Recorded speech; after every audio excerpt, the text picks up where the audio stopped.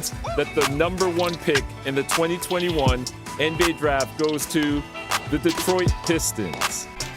Who's got the number one pick in this year's draft? Who's got the number one pick in this year's draft? Basketball! Select Isaiah Stewart. The Detroit Pistons select Killian Hayes. Sadiq, that was absolutely sensational. I don't know what went into that process. I met the criteria to be selected, but I wasn't. From long range. Oh! Yes! Detroit basketball! Pistons fans, welcome back to another edition of the Palace of Pistons Podcast, part of the Believe Network. I'm your host, Mike Anguilano, and joining me is Aaron Johnson. Aaron, is this like the third pod without Jasper now? Is Jasper quiet quitting?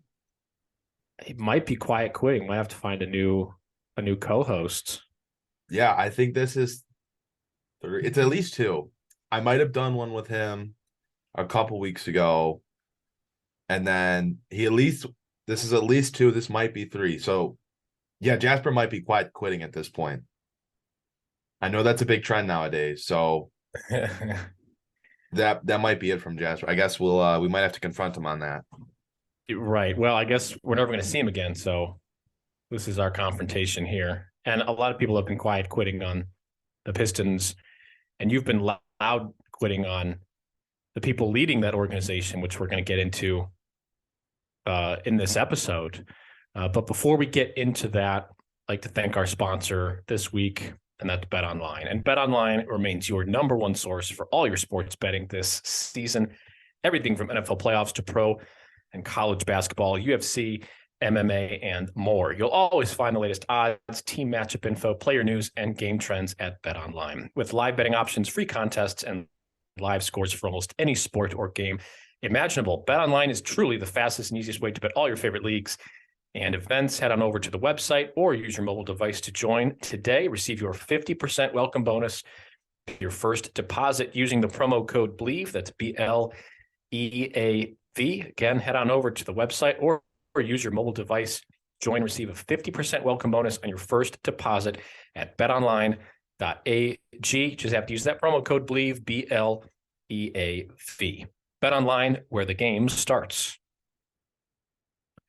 Okay, let's move right along to our, we were going to talk about the weekly stocks, and you and I both had similar ones. We both had Jalen Durham up, and I had Dwane Casey down, and you had Troy Weaver down. They've only played one game because of the Paris traveling. So it's not like super necessary to delve too deep into weekly stocks. We both had Jalen Durham up, though.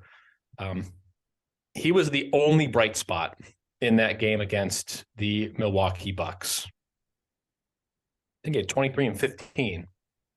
Anything you want to say about Jalen Durham that we haven't already said so far this year? I mean, he's definitely the most impactful rookie that the Pistons have.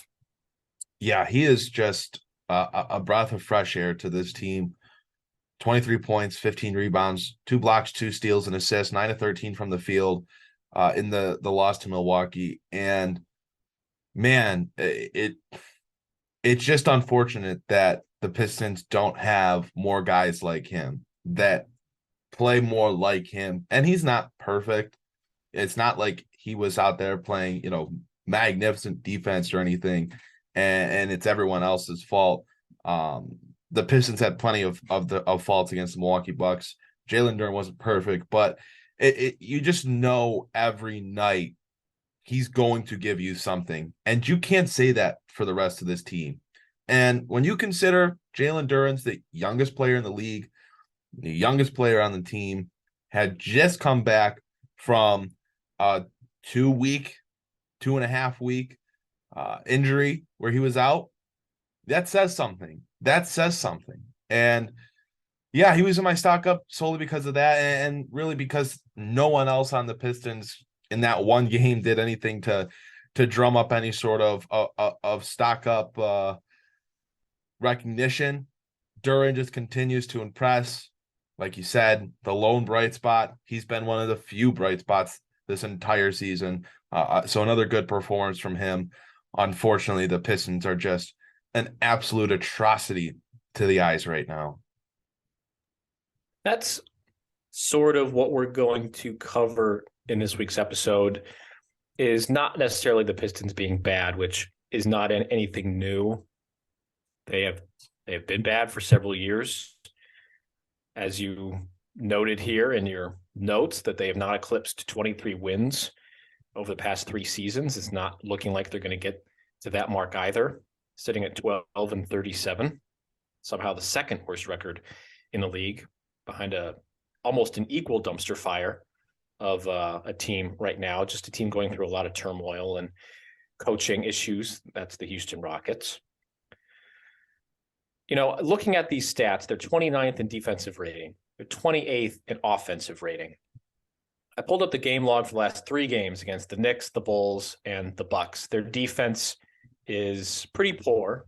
I mean, they are giving up 128.6 points for 100 possessions against the Knicks. That goes to 120 against the Bulls and up to 135 against Milwaukee. Milwaukee's effective field goal percentage was 67.9%. I mean, ridiculously high. That's actually just a little bit higher than the drubbing that they took against the Sixers, 147-116. The defense has been pretty poor. 29th in defensive rating, 28th in offensive rating. We kind of knew that the offense was maybe going to be a little bit more challenging this year, even with Cade Cunningham healthy, just because they really were reliant on some people taking some steps. Sadiq Bey taking a step. They're reliant on Jaden Ivey. They've had some blowouts lately, and effort is the word that's being thrown around more. Intensity's the word that's being thrown around a lot more. We've noted on past podcasts that this team doesn't have an identity necessarily. You know, even some bad teams have an identity. They have had injuries. Yes, Cade Cunningham not being there changes everything for this team. Alec Burks was injured to begin the year. Marvin Bagley was their big free agent acquisition, and he has been hurt, and I think he's going to be hurt for quite a while. And Isaiah Stewart's been banged up as well. So this begs the question about the head coach. And we've mentioned this prior to the year as well, prior to the season even starting. You know, is this going to be Dwane Casey's last year as the head coach? And it's a fair question to ask. What are your thoughts on Dwane Casey as the head coach heading into next year? And try not to be as, these last 3 games have been brutal to watch from an effort standpoint. But in looking at the whole season, considering the injuries, has Dwane Casey earned the right to coach this team for next year? It's a great question. And, we posed this question on Twitter earlier today. We posed it to our followers there. If you didn't get a chance to vote, sorry. But the votes were rather unanimous. And over 250 votes in the few hours that we had it up prior to the show, 89% of the voters said no. 11% said yes. I was shocked by these results. I'll say this. I'm in agreement. I don't think Dwane Casey's earned the right to coach this team next year. I don't think you can look at the job that he's done and point out 2, 3, 4, 5 things that immediately say, this is why he needs to be here. This proves what he's doing is taking us in somewhat of the right direction. You can't. I'd be very interested to see and hear what those things are if you do feel that way. I'm very curious because I don't know what you can look at from an individual player development standpoint to a team standpoint. Because I think this is the worst it's been under Dwane Casey. I think this year by far is the worst that it's been. They're, again, like we said, 29th in defensive rating, 28th in offensive rating, second worst record in the league. It's been this way under Dwane Casey. This isn't new. They were bottom of the league in offensive rating last year. They were 24th in defensive rating last year. The year before that, I believe they were 19th in defensive rating. And again, bottom of the league in offensive rating. For a defensive-minded coach, a guy that has made a career out of being known for building strong defenses, that's simply unacceptable. For a coach that tips his cap to defense and to really an organization that's built its foundation, that's built its reputation on defense, the Pistons are an atrocity on that side of the court. And they have not been a good enough offensive team to offset their lack of effort, their lack of strategy defensively. And to me, when you're a few months into the season, because let's face it, this isn't new. This type of lack of effort, lack of intensity isn't new with this group. What does that say for an organization that's now in, year 3 of Troy Weaver? Dwane Casey's been here. This is his 5th season. These are their guys. And even with injuries, I get it. We didn't say the Pistons, we're going to be a playoff team this season. We didn't say they were going to be a play-in team this season. We said they were going to be bad.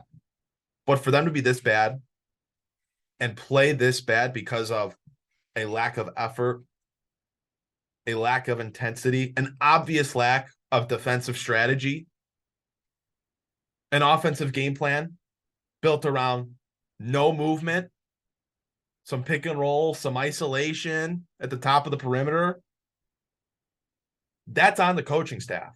And it's on the coaching staff if you can't get your guys to play hard for you. These are your guys. And there's been this belief that has been shared from inside the organization out that the culture is solid, that even in the losing, there is a good foundation, there is a good culture. The players in the organization are happy, they're working hard, and they know what they need to do. They're working to get better. But I don't believe that. I don't believe that because I don't see that on the court. And we're starting to see more and more that guys are starting to yell at one another more. They're tuning each other out more. We saw it in the Bulls game. If everything was okay, if these guys were getting better, why are they not playing hard? Why are they not trying to make plays? To me, that is on coaching. If you can't get your guys, your locker room to play hard for you, that is one of the first signs that says this coach has lost the locker room. These guys are tuning out. They're mailing it in. They're done. That's on Dwane Casey. And that's, to be fair, also on Troy Weaver. Because let's not act like Troy Weaver gave Dwane Casey an outstanding roster to work with. He built a fundamentally flawed team from the get-go. And it's been that way every year. It's been that way every year under Troy Weaver. Right. So that kind of segues into my next question. So Troy Weaver has been the architect behind the roster for the last several seasons. And, the Pistons are a bad team. Is that Dwane Casey's fault? I mean, the hand that he's been dealt is a roster that is extraordinarily young, that is a mishmash of vets that don't really have a place in the league, or they were just dealt here as part of extra pieces. If, you talk about Burks and Nerlens Noel. Yeah, I mean, you have guys like Corey Joseph and Rodney Magruder that are just kind of here. And it's not a recipe for winning basketball. Does that factor at all in a decision to fire Dwane Casey, who does have a playoff pedigree behind him and a pedigree of bringing along a bad team? Those Raptors teams were not good at the beginning. They turned into pretty disciplined teams. Then they did have an identity by the time they moved on from him. Does that factor at all? I mean, the personnel has not been great. I mean, on paper, this is probably the best roster he's had to work with, and it still is extraordinarily flawed. It can factor in. but it doesn't sway my decision. That can be factored in, and that's on Troy Weaver. It's on the general manager of the organization to give a coach talent to win. But again, like we talked about in the offseason, this team wasn't going to win. They were going to be bad. I don't think they were going to be worst team in the league bad, but they're really, really bad on both sides of the ball. And there is no development on either side of the ball that is encouraging to say, okay, you get Cade Cunningham back, you add another top pick to this, they'll have some cap room to work with. I can see how it's going to get better. I don't feel that way. I don't. I think this team has a lot of issues. They weren't built to win, but if they're not playing hard, you go back to the team with Jeremy Grant in that first year where they were bad, but they played hard. It was a lot easier of a pill to swallow because the Pistons were fighting. They were fighting in games, working hard, and they were just coming up short. And you kind of look at the roster this year and you say, okay, Bojan Bogdanović comes in. He's giving you competitive minutes every night. You look at Alec Burks, always making an impact on the box score, always making an impact in the game. They're a better team when Alec Burks is on the court. He has the best differential on the team this year. He is number one. So you look at these veterans who are making a positive impact, but then you look at these young guys, Jaden Ivey, Killian Hayes, Sadiq Bey, Isaiah Stewart. Their presence is inconsistent every night. And for Hayes, Ivey, and Bey, their defense, completely non-existent. The narrative of Killian Hayes being a good defender, it needs to go. It needs to go. Because his rookie year, second year, yeah, it was easy to see how he was impacting the game defensively. But go watch a game this year and watch how easy it is for the opposing team's point guard to go right past him on the perimeter, to get right through him and penetrate inside. It's not fair to say. And the sad thing is, even with that being the case, he is still one of the team's best defenders because this team is so uncommitted on that side of the court. So yeah, in short, Dwane Casey, not been given a great roster, but to me, when this isn't new, the lack of effort, the lack of intensity, not playing hard, coming out flat every single game, those things aren't new. It's not like this is a January start of 2023 thing. This started happening very early in the season. When you can't get your guys to come out and compete on a given night, that tells me the coach doesn't have the locker room anymore. And it shows me that maybe Dwane Casey is a coach for a more veteran team, a team that's been around a little bit longer, that has a bit of a better winning pedigree. But maybe he's not the right guy. Maybe he's not the right coach for a young team that needs player development, that needs to be, it has been torn down and is in a rebuilding phase.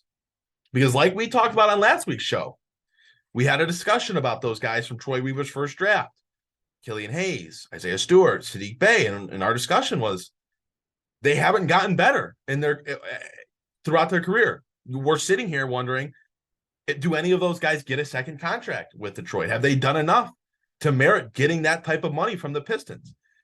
And isn't that on the coach and his staff to develop those guys so that, hell yeah, all three of them, they were first-round picks.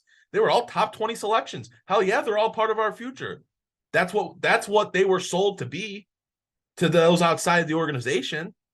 Those guys were sold to be the foundation, the beginning, those first bricks to the foundation of this rebuild.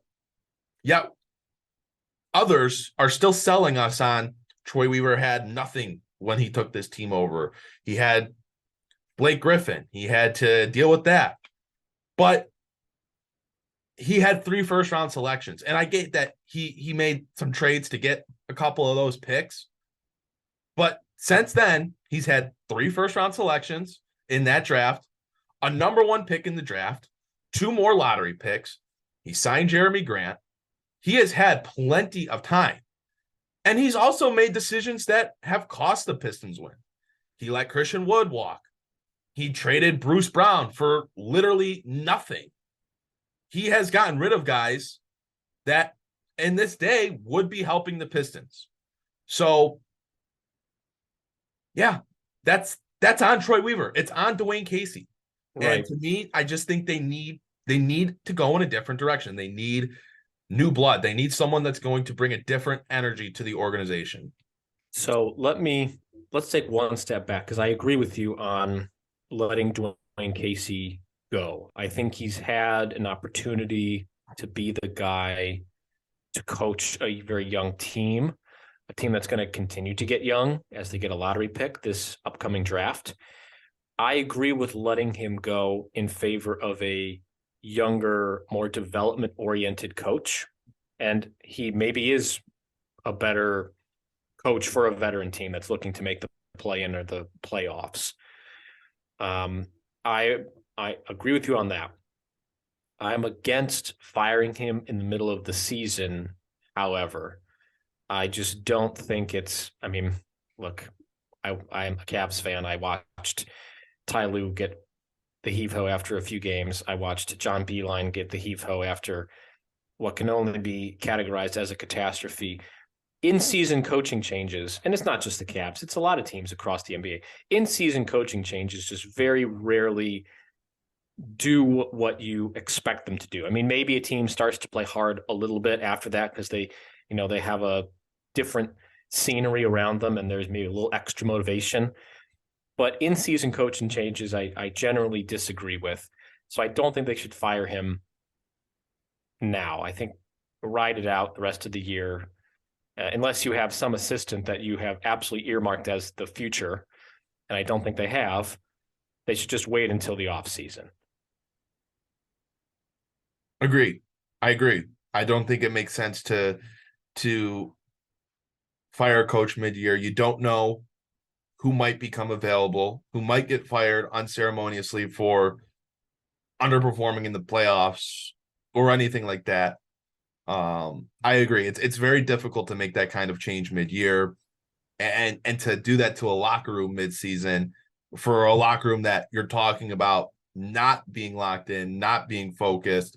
That's only going to make it more difficult, because I do feel like a lot of the players on the Pistons like Dwane Casey, right, and they like to play for him, but they're not actually playing for him. And it almost feels like there's a lack of accountability from the top down, because if they liked him, they would play hard for him. And since they're not playing hard for him, Dwane Casey is seemingly not on them enough.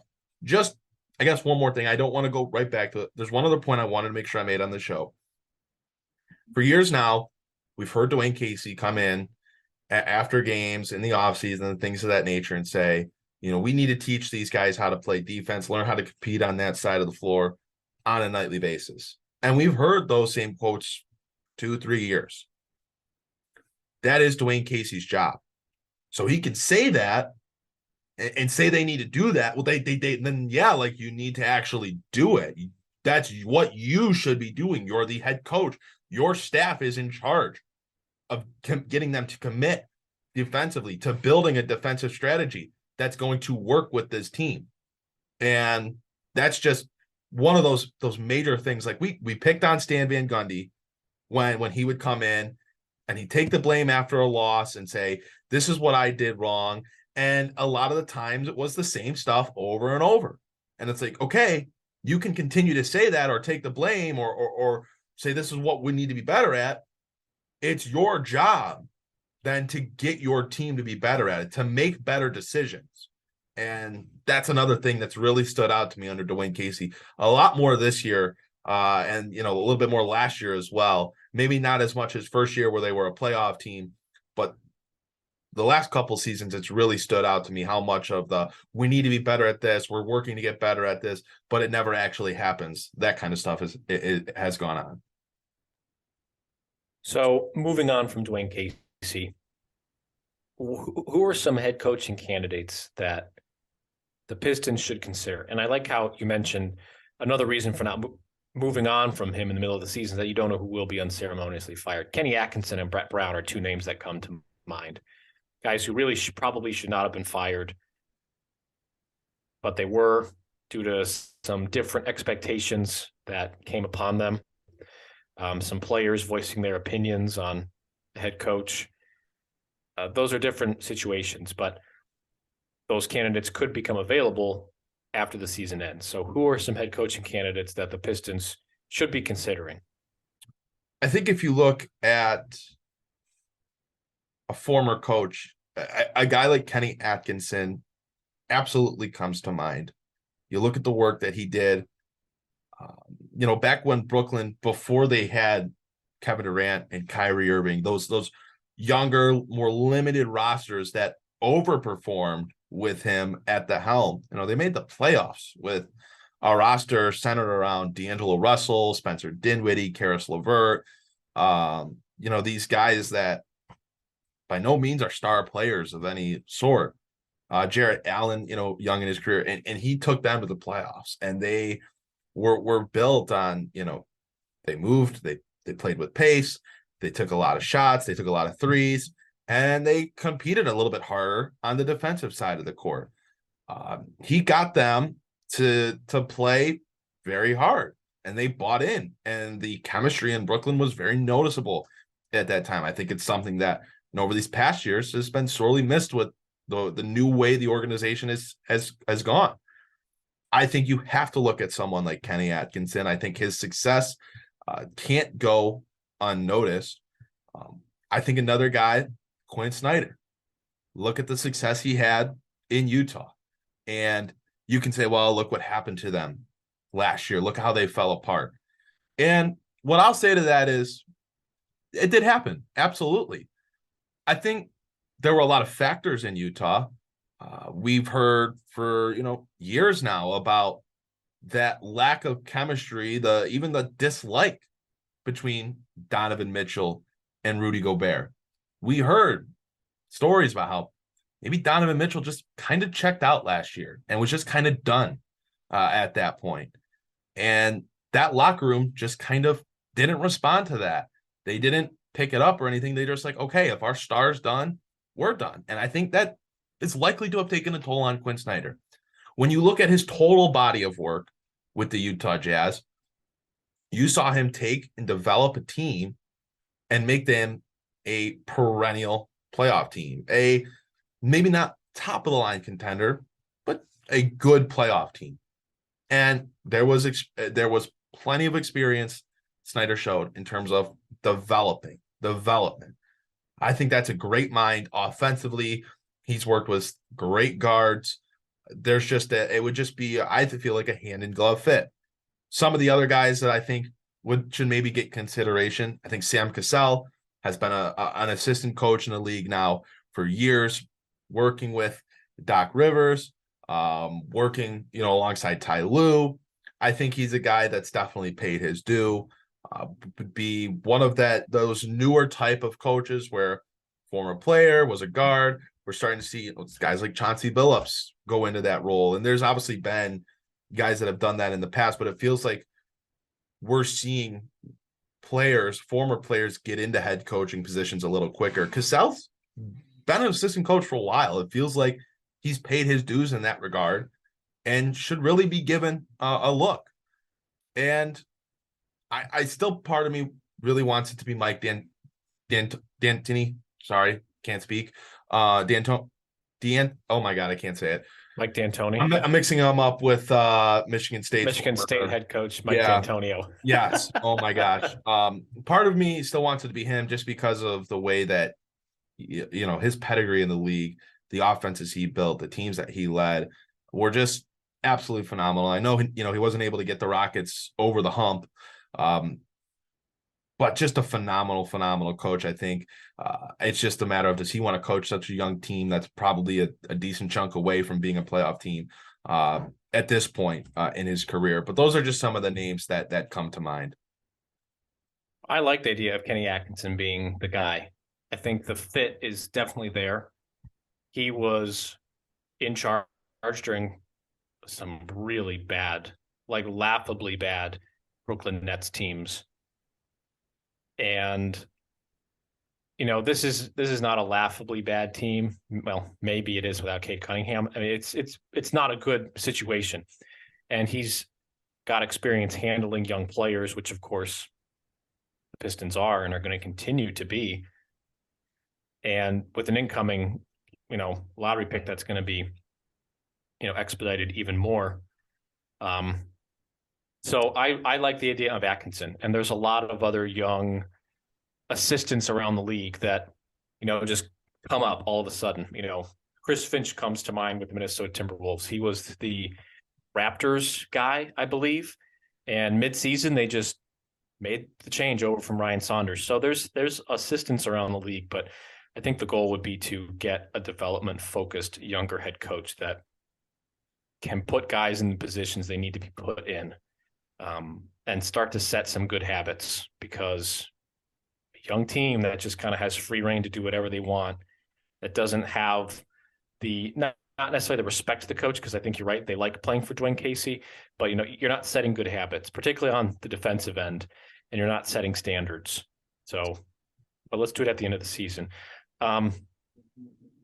What other responses did you see on Twitter to your poll?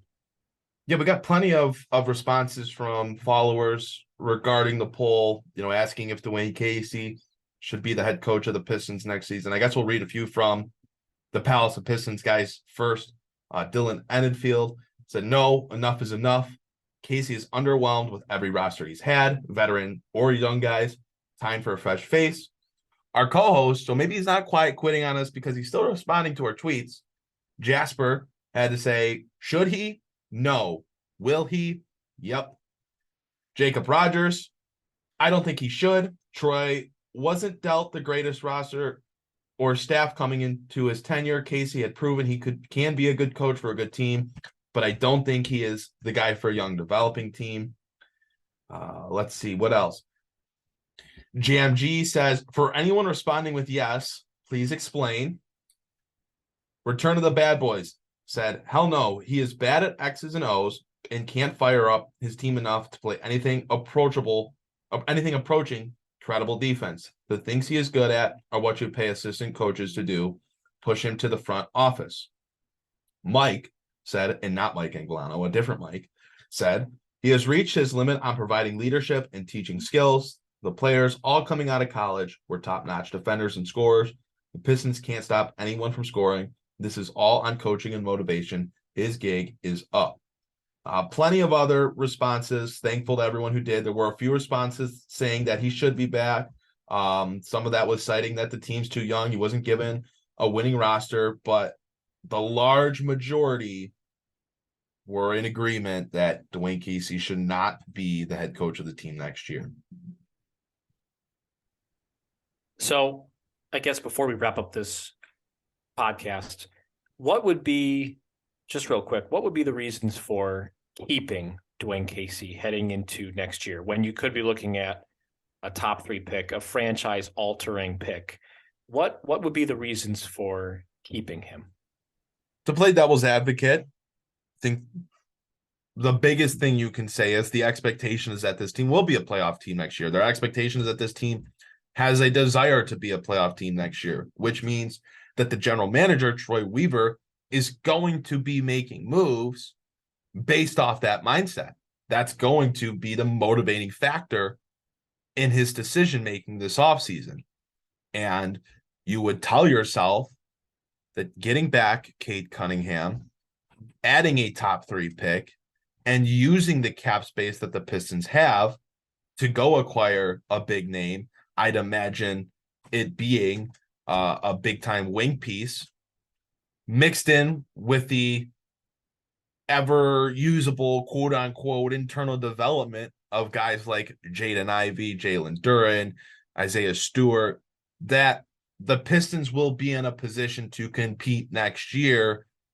Dwane Casey's a coach that as you and I said, is probably better suited to coach a playoff level team than a rebuilding team, you would think he'd be a better match for that group. I don't think the Pistons are going to be a playoff team next year. It would take a major move this offseason. It would take acquiring an all-star name, not a fake all-star, not a fringe all-star, an all-star name, a guy like Donovan Mitchell, for me to feel like that is possible. But that is what you could sell it as. Other than that, I don't know, outside of the players like him. Yeah, and I think the stability as well for an incoming player, an incoming lottery pick, and this is a stacked draft. These demonstrating stability is a positive sign. Teams that cycle through coaches too quickly, sign of instability. It's a sign of more institutional problems. Not that cycling through, the Pistons haven't cycled through coaches constantly. I mean, Dwane Casey has been here for several years now. But a player coming in to a situation where the coach is already on the hot seat is less than ideal. It's not something that they should consider strongly. Like, they shouldn't factor that in strongly. Obviously, above all, get the guy in that you want. But stability is good, especially for incoming players. And, you could be looking at Victor Wembanyama, and you definitely want to have a stable situation around him, even though he seemed like the kind of prospect that could prosper no matter where he's at. You still want to have a stable situation. So I think it's possible they do keep Dwane Casey, and he's on the hot seat next year with some heightened expectations. Maybe they should be fighting for a play-in spot next year, or at least that's the mindset for the team. Or, maybe he is gone by the end of the season. We'll have to see. But with Troy Weaver, I think the roster's just bad. It's hard to grade Troy Weaver and it's easier to grade Dwane Casey than it is to grade Troy Weaver. This is how I would combat that idea of, stability, continuity. This is year 5 for Dwane Casey. Stan Van Gundy got 4. Before that, it was a revolving door. I will give that belief that it was, Michael Curry, John Kuster, Lawrence Frank, Mo Cheeks. I get it. Before that, revolving door. Stan Van Gundy we got 4 years. Dwane Casey's now gotten 5. And after everything that we talked about throughout this show, I just don't feel like he's done enough to earn a 6th. It just doesn't appear that way to me. And I'm relieved to see that a lot of people tend to agree, because there's just no standards with this team right now. And bad habits have been built, and they've now swelled over year to this team, specifically on the defensive end of the floor. Offensively, they're just completely ISO heavy, pick and rolls. It's just not good. And that falls on the coach. So I think a fresh start, a new face is the right mindset for this organization. However, to wrap this up in a bow, to finish this discussion for this week's show, I feel very confident in saying that despite our belief that Dwane Casey's time has passed him by as the Pistons head coach, I can confidently say he will be back next season. The Pistons will not be getting rid of Dwane Casey.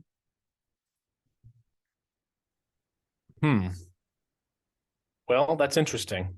I probably agree with you and Jasper. I think they will keep him. And, as they get a playoff roster put together, they already have a playoff-ready coach. Just sitting there waiting to coach a playoff-ready team. But we are going to see. There's quite a few games left to be played. The deadline is still approaching. We'll see what happens after the deadline. And we're gonna be in for it here the next couple of weeks. There's a lot of Pistons that are in trade talk. We haven't talked about trade talk. That's a positive. We didn't talk about Bojan Bogdanovic's ongoing trade saga that may or may not happen. That probably won't happen. But there's a lot of basketball left to be played too. So we'll have to take that into account as well. Aaron, any closing thoughts as we wrap up this edition of the podcast? Yeah, it's unfortunate that the Pistons didn't play, more than one game since last week's show. The day that this is coming out. And the game they did play was horrendous. Horrendous. Their worst game of the year, 150 points. I mean, the things that I could say about that game individually, we could be here another 30 minutes just talking about how bad it was. But, hopefully we'll get a few more games in now that the Pistons have settled back to America, settled back to the States after going out to Paris. They'll play a few more games now before our next show. And we are getting closer to the trade deadline. We're seeing, like we said last week, new stuff on Bogdanovich comes out every day. Feels like he's going to get moved at this point. We'll see what happens with Noel, with Alec Burks. It seems like the talk around Saddiq Bey has died down. It really feels like those three veterans are the pieces that are most likely to be moved by Detroit before the middle of February. So as we get even closer to the deadline, we'll certainly have more on that. But it was nice this week not spending 20 minutes talking about the Pistons trading the few decent players that they have on their roster. Right. For trash, just for straight garbage. There was an article this morning that there were some mock trades for Bojan Bogdanovich, and they were all terrible. But then you see guys like Rui Hachimura go for second rounders and the corpse of Kendrick Nunn, and you think, what is the trade value for some of these guys around the league? So we'll have plenty to discuss over the next couple of weeks as we get closer to the trade deadline. As we wrap up this edition of the podcast, I do want to thank our sponsor for this week, and that's Bet Online. Again, head on over to the website, use your mobile device, use promo code BLEAV on your first deposit. You receive a 50% welcome bonus the first time you use it. And sports betting in Ohio is just blowing up. I'm sure I'll be betting on the Super Bowl, so I'll definitely be taking advantage of that code. Aaron, good talk as always. Thank you all for listening to this edition of the Palace of Pistons podcast, part of the Believe podcast. For my co-host, Aaron Johnson, we'll see you all next time.